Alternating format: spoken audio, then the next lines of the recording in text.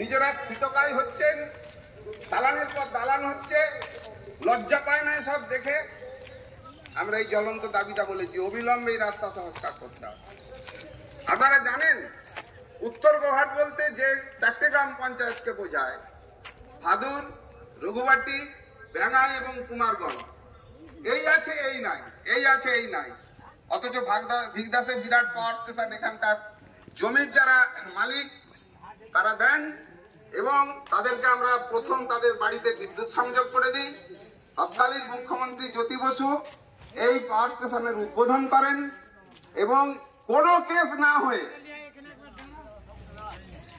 আপনারা সিঙ্গুর জানেন, আপনারা নন্দীগ্রাম জানেন, আপনারা অনেক কিছু জানেন, শালবনী জানেন, কিন্তু সেই সময়ে এই ভিগদাস পাওয়ার স্টেশন অবলীলাক্রমে এই ভিগদাস পাওয়ার স্টেশন সংগঠিত হয়ে যায়। এত বড় পাওয়ার স্টেশন থাকা সত্ত্বেও গোঘাটে 16টা গ্রাম পঞ্চায়েতে, ওই 4টে গ্রাম পঞ্চায়েতের বিদ্যুতের অবস্থা সঙ্গীন।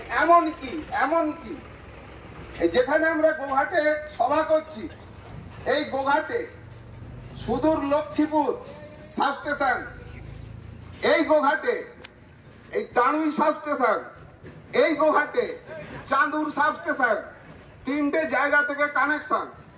আর আপনারা এটা বোধহয় জানেন, আজকে একটু ইঙ্গিত দিয়ে রাখছি, সবাই জানেন যে সমগ্র ইলেকট্রিসিটি সাবস্টেশনের এই ব্যবস্থাটা একজন মাত্র মালিক কুক্ষিগত করে তার ইচ্ছা মতো এইসব পরিচালনা করছে।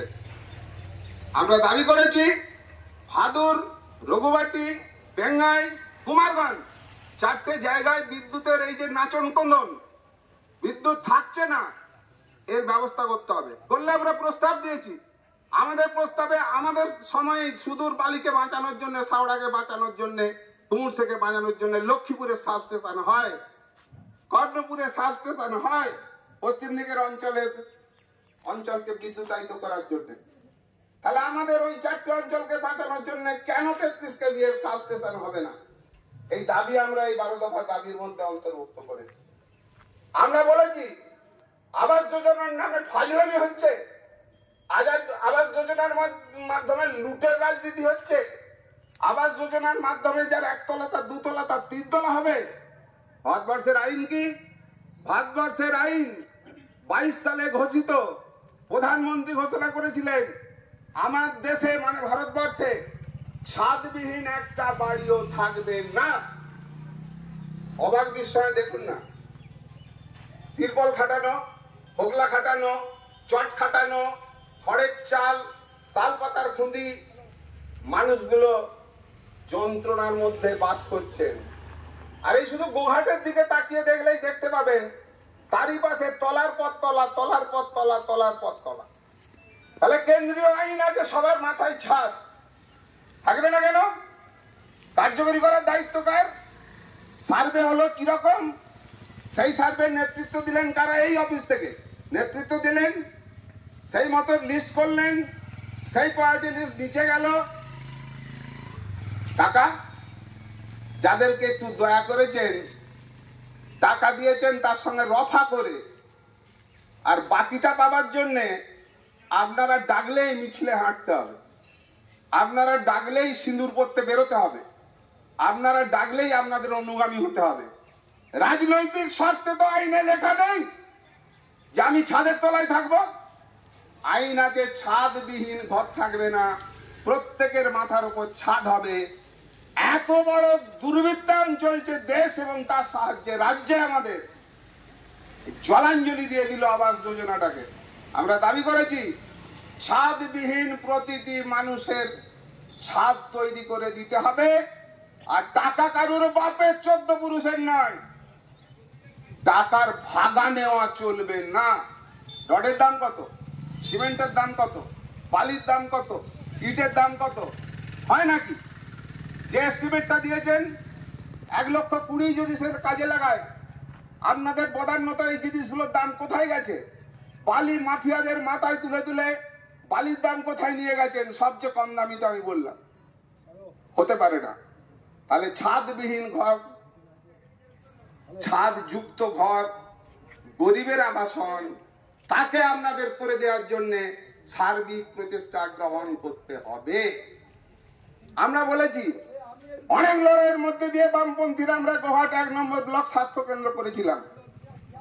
এই গোঘাটের মানুষ তারা বিনা পয়সায় দুহাত তুলে ওই পিটি স্কুল তৎকালীন সময়ে ওই জায়গা দান করেছিলেন।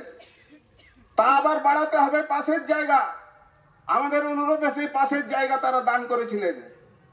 সেখানে একটা লাইট থাকবে না, সেখানে একটা জেনারেটর থাকবে না, সেখানে কোনো চিকিৎসার সুবন্দোবস্ত থাকবে না, সেখানে স্বাস্থ্য কর্মী থাকবে না, সেখানে নার্স থাকবে না। এসব কি ফাজলামি জুড়া হয়েছে? একটা জেনারেটর বিহীন একটা হাসপাতাল চলতে পারে? সেই 10 বেডেড প্রাইমারি হেলথ সেন্টার আজও সেই অবস্থায় পড়ে আছে। আর আপনাদের সামনে আর কি বলবো, কলকাতার বুকে আরজি কর মেডিকেল কলেজে যে ঘটনা ঘটছে, হাসপাতাল মানে তো সবাইকে পাঠাতে ভয় পায়। যাই হোক, আমরা দাবি করেছি সামনে পিছনে চুল্লুর আড্ডা হচ্ছে, অন্ধকারে বসে বসে সামনে পিছনে লাইট লাগাতে হবে, হাসপাতালের জেনারেটর চালু করতে হবে, এখানে ডাক্তার দিতে হবে যাতে 10টা বেডই সঠিকভাবে চলেন, এবং স্বাস্থ্যকর্মীরাও তাতে আপনারা জানেন কারা আছে, নার্স আছে, এনএম আছে, এএনএম আছে, আশাকর্মী আছে, আর আইসিডিএস গুলোর তো নাকে দড়ি দিয়ে ঘোরানো হচ্ছে, তারা আছেন। এদের মহিলারা সব স্বাস্থ্য কেন্দ্রে আসতেও ভয় পাচ্ছে। তাই এই স্বাস্থ্য কেন্দ্রের সুষ্ঠু পরিচালন ব্যবস্থা এখনই করতে হবে। আমরা এই দাবি করেছি।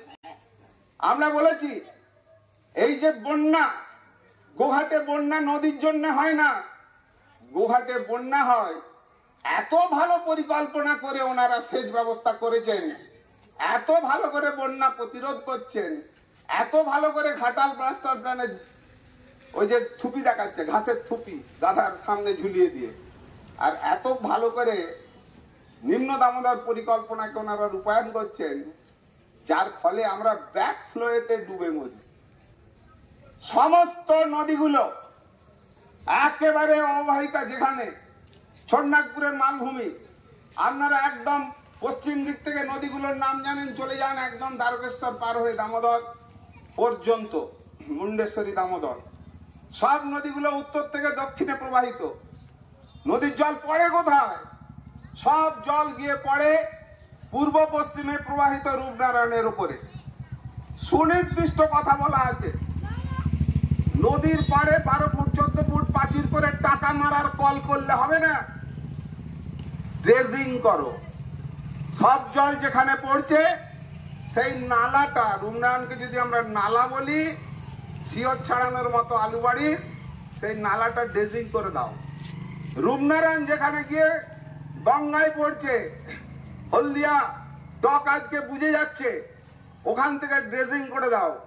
প্রথম কথাতেই বন্যার এই ভয়াল চেহারা পাল্টে যাবে। খানাকুল বাঁচবে, আরামবাগ বাঁচবে, গোঘাট বাঁচবে, ঘাটাল বাঁচবে। আমরা ডুবে মরি।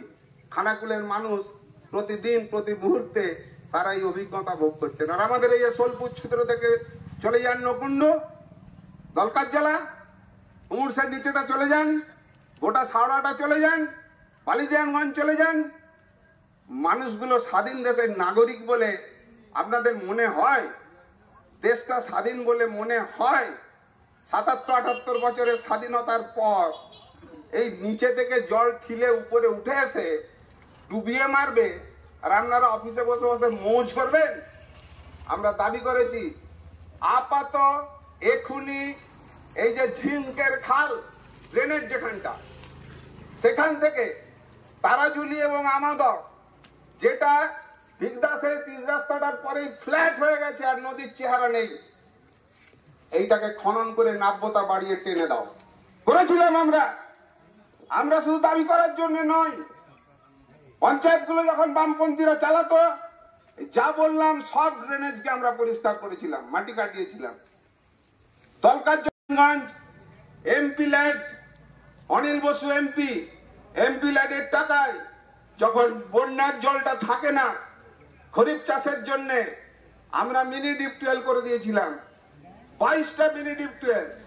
পয়সাগুলো মেরে খায়, চাষিরা দেয় না কেন নুন পেন্সি দেখে, আর যেগুলো দেয় সেগুলো জমা পড়ে না, বিচ্ছিন্ন হয়ে গিয়েছে সব, আর বাকিগুলো তুলে তাহলে বিক্রি করে খেয়ে দিয়েছে। মানুষ বাঁচবে কি করে? আমরা দাবি করেছি তারাজুলির নিচেটা হাজিপুরের থেকে পাবা থেকে একদম নিচে পর্যন্ত, আমোদর লালকা উত্তর সাইতে ওই ঘন্টা থেকে নিচে পর্যন্ত ঝিনকের খাল কে সংস্কার করবে? 100 দিনের কাজ থাকলে তাতেই করে দেওয়া যেত, ব্যবস্থা নিতে হবে না, মুখ বুঝে বসে থাকলে হবে। আমরা এই দাবি সামনে এনেছি বন্যা প্রতিরোধের উদ্দেশ্যে। আমরা বলেছি কৃষক ফসলের দাম পাচ্ছে না, আলু গোল্লায় গেছে, দিদিমণি রাজ্যের বর্ডার ঘিরছেন, উদ্দেশ্য কি? চাষি পাচ্ছে না, ক্ষুদ্র মাঝারি ব্যবসাদার পাচ্ছে না, গ্রামাঞ্চলে মূল কৃষি অর্থনীতিতে আলু মানুষের কাছে বিষ বাষ্পে পরিণত হয়েছে, আত্মহত্যা করছেন কৃষকরা। আর সারের দাম, ডিজেলের দাম, পেট্রোলের দাম, পেস্টিসাইডসের দাম, বীজের দাম কে দেখার কথা? প্রতিদিন একটা করে কমিটি হচ্ছে সব দেখার জন্য। কমিটি হচ্ছে কিসের জন্য? কিছু হলেই কমিটি, আর কমিটি দাঁত কপাটি। গোঘাটে পর্যন্ত দালাল পাঠিয়ে দিয়ে তড়পার পর তড়পার টাকা নিয়ে যাচ্ছে, কি বিদ্যুৎ, কি এই সব ক্ষুদ্র বাজারি ব্যবসাদার স্টোর। চাষি কিছু পাচ্ছে না, ফলাতে 3 গুণ খরচ, 4 গুণ খরচ, বিক্রির সময় অসহায় দাম নেই। এই যে তিল, এই গরমে, এই রোদে, এই জ্বালা সহ্য করে কৃষক তিল তুলছে, 5-6 দাম। এবছর তিলের ফলনটা কমে গেল, কি থাকবে কৃষকের? আর কৃষকের হাতে পয়সা না থাকলে আপনাদের বাতিক ছুটে যাবে, ছেলের চাকরি থাকবে না, কলকারখানা বন্ধ, স্মল স্কেল ইন্ডাস্ট্রি বন্ধ। আর শিক্ষকতা করবেন, ইউনিভার্সিটি থেকে কলেজ হয়ে প্রাইমারি, পাশেই চলে যান লালুকা, 1.5 কিলোমিটার 2 কিলোমিটার দূরে একটা প্রাইমারি স্কুল আছে। আমরা আমাদের শহীদ কমরেড আব্দুল সামাদের নামে একটা শিশু শিক্ষা কেন্দ্র করেছিলাম, সেখানকার মানুষ যন্ত্রণায় ছটপট করছে। আমরা 16 তারিখে বিডিওকে বলবো কোন কারণে এসএসকেটা বন্ধ করে দেওয়া হলো, 150-200 বাচ্চা কাচ্চা কোথায় যাবে উত্তর চাই, নালে ঘেরাও করে সারা রাত্রি বসে থাকবো। 8.5 থেকে 9,000 প্রাইমারি স্কুল এইভাবে বন্ধ করে দেওয়া হলো। কেন বন্ধ করে দেওয়া হলো? 10,000 কোটি টাকার পেড়া বিল হবে, মাস্টার রাখলে তো বেতন দিতে হবে। তাই এমন শিক্ষানীতি এবং তার প্রয়োগ, আপনাদের চরম অভিজ্ঞতা আছে। যে ছেলেটা হাই স্কুলের টিচার ছিল, বিয়ে থা করেছে, বরপণ নিয়েছে, বউকে নিয়ে একটু শান্তিতে ঘর করবে, তার চাকরি নাই। কত যে বিচ্ছেদ ঘটনা, আত্মহত্যা, যন্ত্রণা বাড়ছে, খবর রাখেন যারা ফুর্তি করেন। সেকেন্ডারিতে চলে গেছে, প্রাইমারিতেও অপেক্ষা করছে, আর লিখছে কি বিকাশ বাবু চাকরি খেয়েছে। আরে কোর্টে গেছিল তো তুই, রাজ্য সরকার তো কোর্টে গেছিল, তুই গিয়ে তো এইসব সুপ্রিম কোর্ট পর্যন্ত বাহানা করে বাড়িয়েছিস। কোটি কোটি টাকা আপনার আমার পকেটের টাকা নিয়ে উকিল পুষেছিস, চুরি করে বাটপারি করে সাদা কাগজ দিয়ে পরীক্ষা না দিয়ে চাকরি পাবে? যোগ্য আর অযোগ্য তালিকা কোথায় গেল? হ্যাঁ, না দিল পর্ষদ, না দিল সরকার, যোগ্য অযোগ্য পৃথক কে করবে? জেনে শুনে এইসব করেছে। সুপ্রিম কোর্ট কি রায় দিল? এক্ষুনি ঘোষণা করো, নিয়োগ করো, আর যেগুলো গেছে 31 ডিসেম্বর পর্যন্ত কাজ করুক, বেতন পাক। তুমি কি করেছো? 20 নম্বর ভাইবা, যার একাডেমিক কোয়ালিফিকেশনে 60 তাকে দেবে হাফ নম্বর, যার একাডেমিক কোয়ালিফিকেশনে 20 তাকে দেবে 19.5 নম্বর। 2 নম্বরই শুরু হয়ে গেছে। কোর্টে কেস হয়েছে, বিকাশ বাবুরা দায়ী, অভয় ঘোষেরা দায়ী, বামপন্থীরা দায়ী, ন্যাকামি হচ্ছে। সেকেন্ডারি গেছে, প্রাইমারি গেছে, কর্মরত গুলো যাচ্ছে। আর উল্টো দিকে কি চাকরি কোথায় হতো? সরকারি চাকরি হতো পাবলিক সার্ভিস কমিশনের মাধ্যমে, পিএসসি। প্রাইমারি চাকরি হতো পরীক্ষা দিয়ে, মাধ্যমিকে চাকরি হতো সব জানেন আপনারা, এসএসসি। কলেজ ইউনিভার্সিটিতে চাকরি হতো সিএসসি আছে, ডাক্তার অধ্যাপক সব গ্র্যাজুয়েট না, মাস্টার ডিগ্রি দুটো সাবজেক্টের উপরে করে ডক্টরেট করে ছেলেগুলোর ভবিষ্যৎ অন্ধকার 11-র পর। সিএসসি নেই, এসএসসি নেই, বিএসসি নেই, প্রাইমারি টেট নেই। সব বুঝে আছো? আজকে সিপিএম থেকে, সিপিএমের সিটু কৃষক দল, ক্ষেত মজুর এরা থেকে একটা গণ ডেপুটেশন দিয়েছেন যে গোঘাট 1 এবং গোঘাট 2 ব্লকেরই সমস্ত জায়গাতেই অনুন্নয়নের একদম মানে ব্যাপক অনুন্নয়নের চেহারা নিয়ে তারা বলেছেন।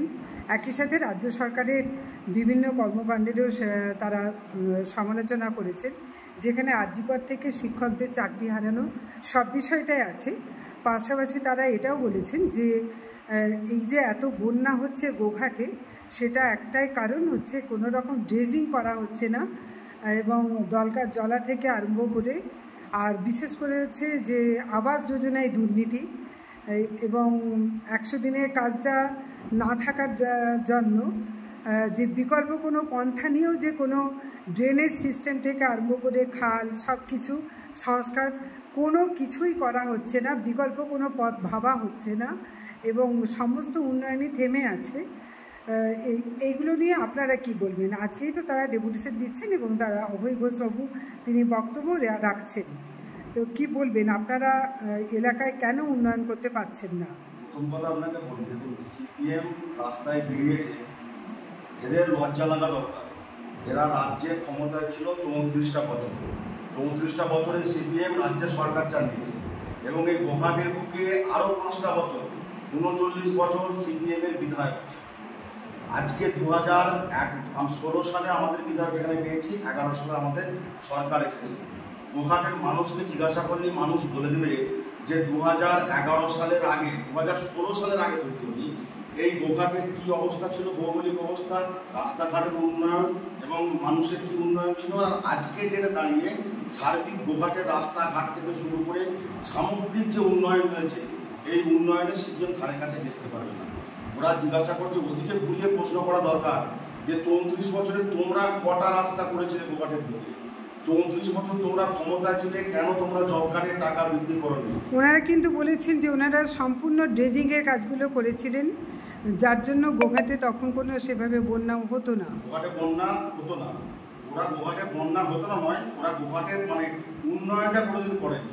আজকে গোঘাটের বন্যা আপনি যদি দেখেন, মানে যদি অতি বৃষ্টি হয়, অতিবৃষ্টির ফলে সামান্য একটু জলের একটু সমস্যা হয়, তাও আমাদের সরকার এই যে দলকার জলা, যে দলার কথা ওনারা বলছেন, আমাদের অলরেডি জেলা পরিষদ থেকে দলকার জলা নিয়ে আমাদের প্ল্যান এস্টিমেট হয়ে গেছে, এবং সেই দলকার জলা সংস্কারের কাজ খুব শীঘ্রই শুরু হবে।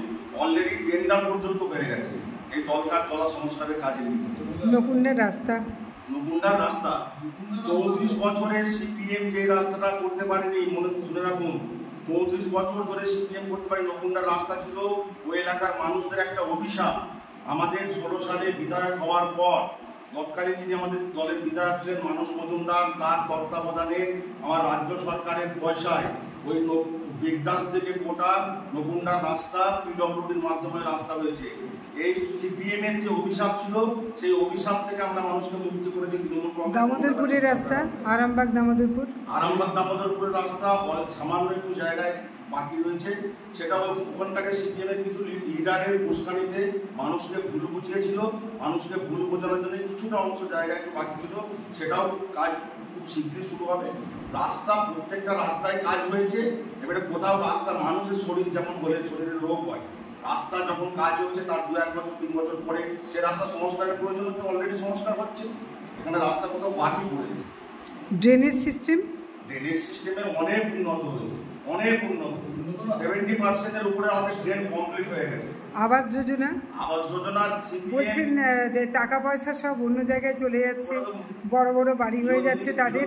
এটা বলতে হয় একমাত্র মমতা ব্যানার্জিরই সরকার, যে সরকার রাজনৈতিক কোনো লিডারদেরকে এই কাজে ইনভলভ করেননি।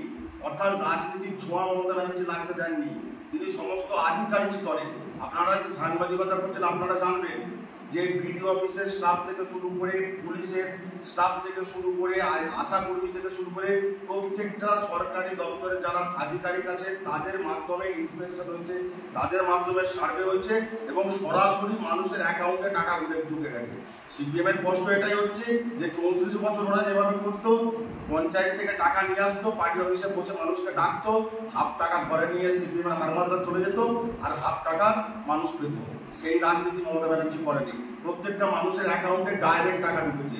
তাও কেন্দ্র সরকার টাকা না দেওয়ার পরেও মমতা ব্যানার্জি রাজ্য সরকারের নিজস্ব ফান্ড থেকে বাংলার বাড়ি এই যোজনাতে প্রত্যেকটা মানুষকে প্রথম কিস্তি 60,000 টাকা দিয়েছিলেন, আবার দ্বিতীয় কিস্তি টাকা ঢুকে গেছে। এরা নির্লজ্জ, রাস্তায় কোনোদিন অজুহাত নেই, কোনো কিছু বলার নেই। কয়েকদিন আগে তো মাইক্রোস্কোপ দিয়ে খুঁজে পাওয়া যাচ্ছিল না, 26-এর পরে আর মাইক্রোস্কোপ দিয়ে খুঁজে পাওয়া যাবে। আমি একটু বলি, আমার ভালো লাগছে সিপিএম আজ ডেপুটেশন দিচ্ছে, যে সিপিএম তৃণমূলকে রাস্তায় বেরোলে তৃণমূলের কর্মীকে বাড়িতে ঢুকিয়ে দিত। আজ তারা তৃণমূলের সরকারের আমলে এসে ডেপুটেশন দিচ্ছে তৃণমূলের বিরুদ্ধে। সিপিএম ভালো লাগছে, যারা করলে উন্নয়ন হয়নি কবাটে। আমি ভালো লাগছে এই কথাটাই যে উন্নয়নটা এত হয়েছে, তারা লজ্জিত হয়ে একটা গল্প ফেলেছে যে উন্নয়নটা আমাদের দিদিমণি 2009 সালে 9 শেষ 10-এ যখন রেল বাবা দিকে আনলেন, সেই উন্নয়নটা থামাবার জন্য ওরা প্রস্তুত নিলেন। আজ বাবা দিকে বন্ধ, সেটা সিপিএম, আপনারা জিজ্ঞাসা করুন। আমার ভালো লাগছে সিপিএম আজকে গোঘাট 1 নম্বর পঞ্চায়েত সমিতি ব্লকে ডেপুটেশন দিচ্ছে। কার বিরুদ্ধে? তৃণমূলের বিরুদ্ধে। যখন তৃণমূল লড়াই করেছে সিপিএম এর বিরুদ্ধে, সিপিএম এর কর্মীদেরকে বাড়ি থেকে বেরোতে দিত না, আজকে তারা ডেপুটেশন দিচ্ছে সিপিএম এর বিরুদ্ধে। আমাদের বাংলার মুখ্যমন্ত্রী তথা তখন রেলমন্ত্রী ছিলেন ভারতবর্ষের, 2009 সালে যখন রেলমন্ত্রী হলেন, সর্বপ্রথম গোঘাটের মানুষ, আরামবাগের মানুষের জন্য, বিষ্ণুপুরের মানুষের জন্য তারকেশ্বর থেকে 52 কিলোমিটার রাস্তা বিষ্ণুপুর রেল সম্প্রসারণের ব্যবস্থা এবং পাস করলেন। তার আগে ছিলেন কে? রেল বোর্ডের চেয়ারপারসন বাসুদেব আচারিয়া, বাঁকুড়ার সাংসদ। তিনি দীর্ঘদিন ছিলেন, তিনি কোনোদিন স্বপ্নও ভাবেনি এই মানুষগুলোর জন্য, এই এলাকার মানুষের জন্য কোনো উন্নয়নের কথা ভাবেনি। তাই আমরা আজকে ভালো লাগছে যে তারা ডেপুটেশন দিতে এসে কি রকম মিথ্যে কথা বলছে। কত মিথ্যে কথা বলতে পারে, কত মানুষের রোজগার, রুজি রোজগারের পথ খুঁজে দেয়নি, আজকে তৃণমূল কংগ্রেস সেই রাস্তা তৈরি করে দিয়েছে। আপনারা জানেন দরকার জলা, যে দরকার জলা নিয়ে ওনারা কথা বলছেন, 2009 সালে বন্যা হয়নি? 2009 সালে তখন সিপিএম, 2009 সাল সারা গোঘাট ডুবে বানভাসীরা মানুষ হাহাকার, কেউ যায়নি সিপিএম, একমাত্র তৃণমূল কংগ্রেস বিরোধী তৎকালীন সময় পার্থ চট্টোপাধ্যায় এসেছিলেন এবং আমরা সেখানে গিয়ে বন্যার মানুষগুলোকে উদ্ধার করেছিলাম। এই তৃণমূল কংগ্রেস নকুন্ডা, জলাই, সাউড়া, মুক্তারপুর, বালি, এইসব জায়গায় আমরা গিয়ে উদ্ধার করেছিলাম। আমরা মানুষের সেবা জানি, তৃণমূল কংগ্রেস সেবা করতে জানি। আর যেটা রাস্তা বললেন দামোদরপুর কালীপুর 2.5 টিপের রাস্তা, আমরা 10 কোটি টাকা বরাদ্দ হয়েছিল 2018 সাল, সংস্কার হয়েছে। আবার আপনাদের বলি, টেন্ডারের মুখে চলে গেছে, 15 কোটি হয়েছিল, সেটা আমরা বাড়িয়ে 20 কোটি চেয়েছি, সেটাও প্রসেসিং হয়ে গেছে, টেন্ডার চলছে, ফিনান্সিয়াল দপ্তরে টেন্ডার ঝুলে গেছে। আমরা জানি আমাদের দিদিমণি এইসব চিন্তা ভাবনা করে, কারণ মেদিনীপুরের সাথে হুগলি একটা সংযোগ জায়গা, প্রচন্ড গুরুত্বপূর্ণ রাস্তা। আমরা জানেন যে কোটা কোনোদিন স্বপ্নও ভাবেনি যে পিডব্লিউডি রাস্তা হবে। হুগলি জেলার মধ্যে 18টা রাস্তা পাস হয়েছিল, তার মধ্যে গোঘাট বিধানসভায় 14টা পিডব্লিউডি রাস্তা আমরা পিএমজেসাই থেকে হ্যান্ডওভার করে পিডব্লিউ বানিয়েছি। আমরা সমস্যা থেকে মুক্তি বার করার জন্য আমরা ট্রেনের প্রক্রিয়ার কাজ শুরু করেছি। আমরা আগামী দিনে, আপনারা কোনোদিন স্বপ্ন দেখেছিল যে হাইমাস আলো রাস্তায় চলবে? কখনো ভেবেছিল বাড়িতে ঠান্ডা গরম জল পাড়াতে বেরোবে? আমরা সেই ব্যবস্থা করেছি। আজকে স্বাস্থ্য কেন্দ্রে প্রত্যেকটা স্বাস্থ্য কেন্দ্রে সুস্বাস্থ্য কেন্দ্রে পরিণত করেছে।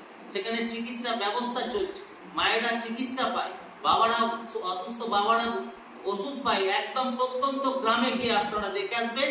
সবসময় আমরা সেই পরিষেবা দেওয়ার জন্যই আমরা এখানে সবসময় আছি। বললেন আজকে ডেপুটেশনের তাৎপর্য আমরা শুনলাম, আমরা পঞ্চায়েত সমিতির মধ্যে রয়েছি। প্রদীপদা বললেন, আমিও আজকে আপনাদেরকে বলি আমাদের আনন্দ লাগছে যে এই সিপিএম এইভাবে ডেপুটেশনের কথা বলছে, মানুষকে মাইকের আওয়াজ দিচ্ছে। সত্যি আমরা আনন্দিত, আমরা তৃণমূল কংগ্রেসের কর্মী হিসাবে। শুধু আপনাদের ক্যামেরার মাধ্যমে আমি দুটো কথা বলবো যে সিপিএমের জামানায় 2011 সালের আগে এই দলকার জলা নিয়ে যারা কথা বলছে, শুধু কেবলমাত্র ওই জব কার্ডের কাজের টাকা লুট করার জন্য। যদি বিগত দিনের আপনি ছবি দেখেন, তৎকালীন সময় এই আরামবাগের সাংসদ অনিল বসু মাথায় ঝড়া করে দলকার জলায় একটু ছবি করেছিল, সেখানে পরিষ্কার করার পরে কোটি কোটি টাকা তজরুপ হয়ে গেছে। আজকে তৃণমূল কংগ্রেস, মমতা বন্দ্যোপাধ্যায় মানবিক মুখ্যমন্ত্রী, তিনি করেছেন। আর একটা কথা বলি আপনাকে, যারা বলছে উন্নয়ন হয়নি, আমি গোঘাট 1 নম্বর পঞ্চায়েত সমিতির কর্মাধ্যক্ষ, পূর্বের কর্মাধ্যক্ষ হিসেবে আপনাকে বলছি, গোঘাট 1 নম্বর ব্লকে এমন কোনো গ্রাম নেই যে গ্রামেতে আপনি পিচ রাস্তা দিয়ে হয়ে গোটা গ্রাম চক্কর মারতে পারবেন, মানে গোটা যে অঞ্চল টু অঞ্চল। তাহলে আপনারা সিপিএমের নেতাদেরকে প্রশ্ন করবেন যে আপনাদের জামানায় 5টা রাস্তা বলুন যেগুলো ঢালাই করেছিলেন, যেটা পিচ করেছিলেন, একটা বলতে পারবে না। শুধু আপনাদেরকে এই কথাটাই বলতে পারি যে সিপিএম একটু মানুষের কাছে ছবি করার জন্য আসছে, আসুক, কিন্তু এদের মুখে এইসবগুলো মানায় না। আপনার উজ্জ্বল ভবিষ্যতের একমাত্র দিশারি জ্যোতিষ জগতে অদ্বিতীয় ডক্টর অঞ্জন শাস্ত্রী। দেখুন জ্যোতিষ অঙ্গনে অঞ্জন প্রতি রবিবার ঠিক রাত 12টায় শুধুমাত্র TV9 বাংলায়।